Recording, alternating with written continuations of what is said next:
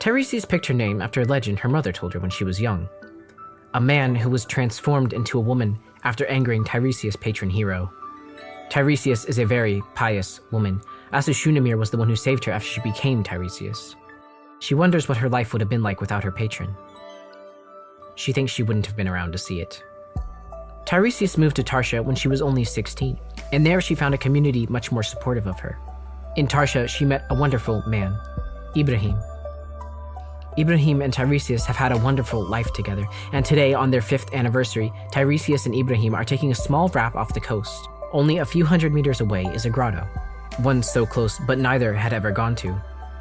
She wants to see what it's like there, if the dead really can talk in places like that. They arrive in the grotto. It's beautiful. She swears she can see the light of spirits dance on the limestone walls. She covers her Nazar and lowers her head covering. Demons and spirits alike are warded by these symbols. Ibrahim kneels down to unload the lunch they brought with them. Tiresias wanders deeper into the grotto. She feels a presence here, some terrible force that seeks connection. This deep into the grotto, the stone walls pulse. Palpating carbonates seep into unseen fractures. The earth is breathing. Something that cannot be climbs out of hell, and Tiresias dies for the first time. Tiresias wakes up in a flooded temple. Her lungs are filled with water, but her flesh craves no breath. Like being woken up too soon, Tiresias is not in full control of her body. It swims on its own will. In this bottomless lake, there are tens of others, like her, rising to the surface. When she emerges, she begins to think more clearly and looks down at herself. A dull gray replaces once blood-filled skin, yellow eyes where there used to be a brilliant, deep brown. But she sees no scars, and her chest is much bigger. She looks again at her reflection in the water. It's true. She looks the way she always imagined she could. The way she always wanted to. She hears chanting in the distance. A chorus of dead sing songs for her, for the people now reborn. It is a beautiful moment here on the banks of the Cocytus. Despite the numbness of death, there has never been a moment so beautiful. Tiresias cries. For the first time, she truly feels like her body is her own, and Ibrahim is not here to see it.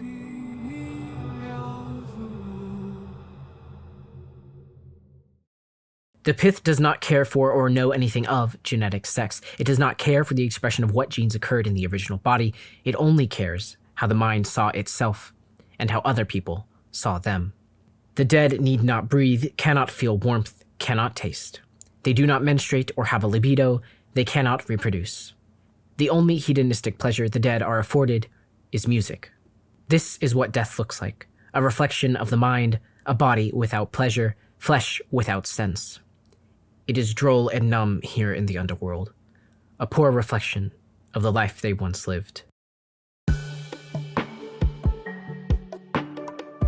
There are a few things, I think, that are universal among humans. I mean, there are exceptions to every rule, of course, but I don't think it's wild to claim that we all seek connection. We were built to be social, and even though there are many of us who find it difficult, impossible to navigate the social tides, we still crave it. We wish it was easier to connect. Something more dangerous, I think, is the idea of romantic connection. I've been told since I was little, culturalized to imagine that a romantic partner is the highest level of connection one can have. That there will exist this other person with whom you have no boundaries. Another person so in sync to your own mind that you can communicate telepathically, speak using only eyes, anticipate needs using only gesture and routine. What a magical promise that is, to imagine that there could be someone out there like that. Someone with whom I am one. I grew up with Steven Universe. I loved that show. The whole mechanic for these aliens is a core. An immortal core that generates the body. The body is a projection of the mind that lives inside of it. I thought it was cool, and then a few years later I saw something again, very similar to Miss Sugar's idea. Fullmetal Alchemist is metal as hell, same basic mechanic, a solid core where the mind lives, and a body projected from it. But this body is made of flesh. It bleeds and tastes and feels and regenerates in grotesque and unholy ways. It looked like Frank in Hellraiser. It looked sick and painful and awesome. That idea, that whole concept just lodged itself into my psyche. I mean, I could not stop thinking about it. And when I was making my world, I just took it directly from that. Back then, my world, it was really only for me and my small group of friends I would play D&D with. There was no harm in just fully lifting a concept from someone else, but now I'm starting to make it for other people. Which means I've got to make it my own. I have to transform this idea into something I can call mine. Gods, demons, dead, and fairies, all of these entities are the same species, the same process manifesting in different ways. They're called shells. The pith is the center, the place the mind is stored. The shell body is only the fleshy projection. After you die, a shell is born in hell, with your memories. Your body. Or close enough to it, anyways. Now, there are many hypotheses on how this works mechanically, and right now, unfortunately, there is no scientific consensus. No great amount of evidence supporting one over the many others. I'm partial to the extra-dimensional model, but it does seem a little far-fetched. Plus, ideas on how to categorize shells, what makes a fairy different from a god, are even more numerous. If we want to understand the anatomy of the dead, first we'll need a clearer picture on what the shell can really do. What makes it so bizarre? Tiresias is the most basic kind of shell. In death, she is what researchers might refer to as an egoic monoanthrop. Egoic, possessing a sense of self. Mono, one, anthrop, person. A single person possessing a sense of self. We're not going to get too far into the Suarez-Komodek model, or the ego-based model, some of you might know it as. The Suarez-Komodek has been very successful in recent years, so this is just the current paradigm we're working with. Don't worry too much about understanding every mechanic behind it. You don't really need it for this class. Just know that when we use words like egoic or polyanthrop, this is what we're referring to. When a pith is created, it always contains a single mind. In our example, Tiresias was the mind it held. Once the pith has the information it needs, it begins to generate the body. Pith regeneration is a subject so rich it has many courses in its own right. Hyphae, their biological processes, the unbelievable speed at which they work, all are great mysteries, and we have many researchers working on them. But initial generation, when a shell is born, we've only ever seen this take place in Cocytus, the river to the east of Limbo. Suri, a good co-worker of mine, Dr. Sinha, she calls this place the Lazarus Pit. After the saint, of course. The shells born here have only ever been observed to contain one mind. Minds of the recently dead. This is where things get a little interesting. You see, Najat's law states that the further you travel from Cocytus, the more we begin to observe other kinds of shells. Shells made up of multiple people. The piths within them can contain upwards of hundreds of different individuals. Imagine that. One body, one brain, but it isn't just you in there. You aren't alone. Tiresias sits on the banks of the Cocytus. Her body has become stiff over the years. There are times when she sits for months at a time, unmoving, waiting. She has to walk around occasionally. She's seen what happens to people who sit here for too long. She isn't ready to become that yet. This day, though, is unlike the others. This is the day Ibrahim comes home. This idea of a romantic relationship so strong, one that has no boundaries, always interested me. I used to be very trusting of other people, too trusting, I think. I'm a very honest and transparent person. If you watch me, you know this. I wear my heart on my sleeve, and it's something that's always been very natural for me. It's my default state, which has gotten me into trouble. In my past relationships, platonic or otherwise, I would often be very transparent. I would tell people exactly how I felt, how much I admired them, the things I feared, the ways I thought they were mean to me. But I don't know, being that honest, I don't think people like it. I still don't really understand why. I always thought that communication can only be a good thing, right? So being open must be the same. I still believe that, I think. Well, I don't know. When I've done that in the past, it's always just ended poorly. There's some art to social relationships I just don't quite understand. That you have to be honest, but not too honest. That you have to conceal feelings, but not too much. It's It's just this, like, impossible balancing act I don't understand. And I wish I didn't have to do that. I wish I didn't have to worry about this game everyone else seems to be playing. I wish I could just find that magic connection I'm told exists. Someone I don't have to be afraid to spill everything to. Someone that won't see me as a problem to solve, just as a person to be listened to. And I can't shake this feeling that if I had the chance to put myself into someone else's mind, if they had the chance to be in mine, see every sin, every virtue, every shameful thought and mundane memory, somehow it would fix this. Would fix this problem I've always had. And that somehow I could find real connection. Tiresias and Ibrahim walk the length of hell 100 times over. They see every burning tide pool in Nod, every brass mosque and obsidian temple, each tower of asphodel, a labyrinth of stone monoliths and concrete paths. But here, in the Garden of Limbo, Ibrahim feels most at home. He has no envy of the life he wished he lived, no anger at those who did him wrong. He only mourns their deaths, that they didn't have more time. Asu Shunamir, how did they seem to you?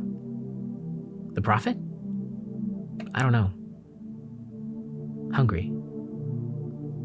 I thought they seemed content. When I saw their face, there was a peace there, I think.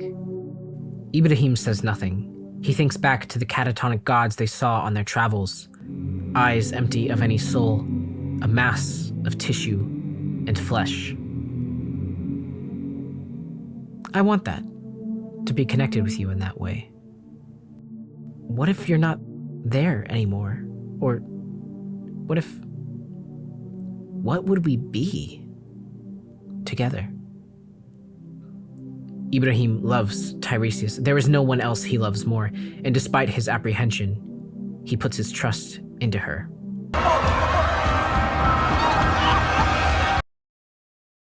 Polyanthropy is the quality of a pith containing more than one mind within it. Poly, multiple, anthropy, people. Polymerization is what we call the process of a shell who develops polyanthropy. If everything goes well, it can result in a new person, a third person, one with the memories of both minds combined, with thought patterns which we could think of as the average of the two original. It's a lot more complicated than that, but those are the basics. It creates something new. Someone new. Polyanthropes can take a wide variety of forms, and this is in fact their most interesting feature. For reasons we don't fully understand, polyanthropes can modify their bodies at any time. If a stable polyanthrop is created, this can be intentional. For example, creating a larger body, removing facial features, synthesizing alien tissues, things like that. Other times, though, when the polymer is unstable, a lot of this modification is unintentional. Dr. Agbaji, a specialist in polymerization, she described it as, imagine you look down at your body and find that your hands are not your own. Hands that never belonged to you. Your mind, out of confusion and panic, might want your old hands back. Your old arm, But of course, there is another part of you, another version of you that sees those hands still as your own, as theirs.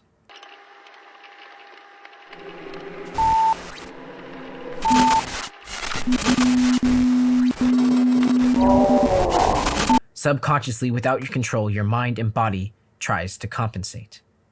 The pith tries to compensate for this incompatible threat it is being faced with.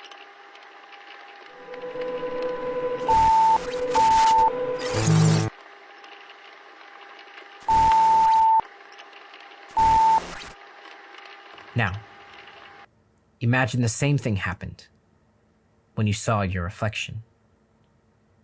Your own face, but it isn't yours.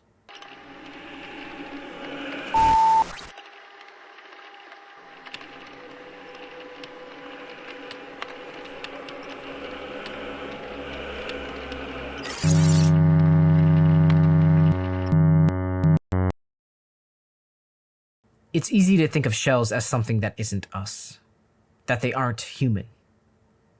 Too many researchers here have that opinion. That because their memories are synthetic and because their bodies are not organic, that they are beneath us. You won't get that in this class. These are people. People who lived real lives, who had hopes and dreams, and just because their brain was put into something else doesn't mean they don't hurt. They experience real pain. In this work we do here, our efforts to study them, we're doing all we can to help, to find a way to make hell a better place. And may the goddess guide us to that end. We will all end up on the banks of the Cocytus. So pray to your heroes and patrons, prophets and bodhisattvas, that you'll find paradise when you get there. Romantic relationships are hard for me to form. And since meeting a very special person many years ago, I think I know exactly what I want in a partner, I think.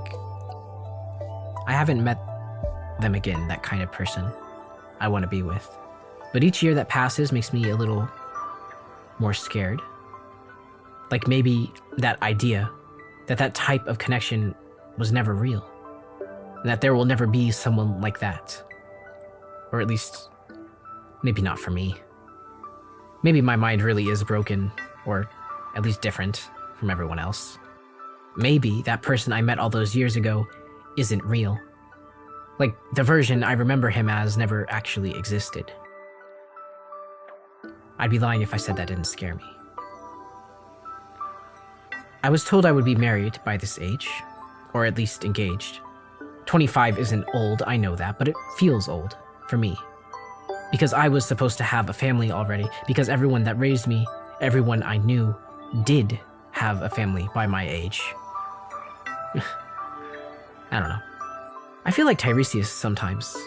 Like even though I love someone, it isn't enough. Like I'm grasping at some type of connection that doesn't exist.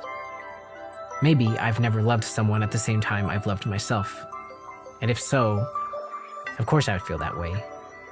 Always kind of empty. But Christ, I'm 25. I'm just a kid. I feel like one. Maybe I'm just too young. Maybe that's what scares me the most. That despite the life I've lived, I still know so little. That I haven't seen enough. My underworld is broken right now. It's not really a place people are meant to be. I don't know how they'll fix it. I used to think that if you had a small group of people wise enough, who had enough perspectives, enough time, they would be able to fix everything. I don't feel that way anymore. I wonder sometimes why I did all of this world building. I wanted a world this complex for so long, and now that I have it, I find it's messy. Just like our world. That it doesn't reflect how I really feel, or maybe that it only reflects how I used to feel. I think I just want an afterlife I can believe in, that I would want to believe in. One that doesn't hate me for all the ways I can't be normal, that lets me live long enough to finish being human. A God that I would want to believe in. Something. Just something that lets me understand the